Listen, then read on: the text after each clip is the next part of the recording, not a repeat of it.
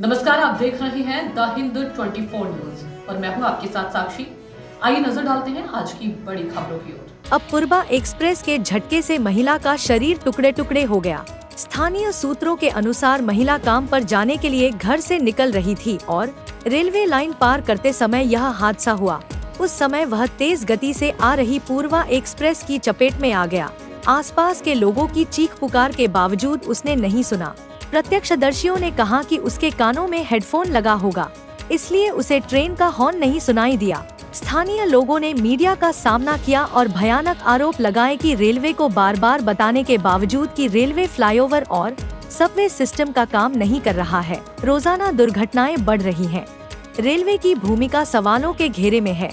मृतक महिला की पहचान बाद में 31 साल की शुक्ला कुंडू के रूप में हुई, जिनका घर बेगमपुर कंथलतला में है। उनके पति का नाम सुरजीत है और घर पर उनके 2 छोटे बच्चे हैं।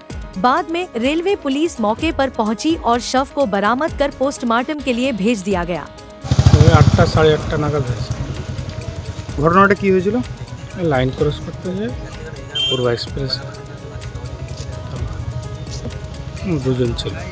না উনি আগে ছিল, উনি পিছে ছিল। ওনাকে একজন পিছন থেকে খোলা হয়ে গেছে। পোল কিংবা না কিছুরই ব্যবস্থা নেই।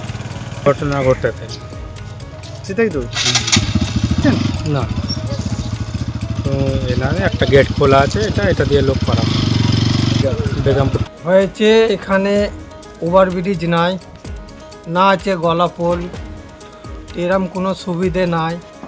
এবার মানুষ এটা দিয়ে ওটা দিয়ে পাস হচ্ছে, এই কারণে একটু জলদির মধ্যে ও পাস হতে গিয়ে লাইনে এরকম দুর্ঘটনা হয়ে যায়। ঘটনাটা ঠিক হয়েছে তোমার 9টার মধ্যে হয়েছে, 9টা 10-15 মধ্যে হয়েছে।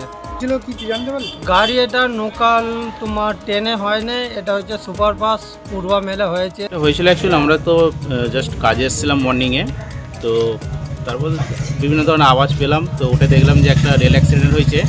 তো হাওড়া থেকে আসছিল পূর্বা এক্সপ্রেস, একটা মহিলা জানতে পারলাম যে একটা মহিলা সকালে অফিসে যাচ্ছিল।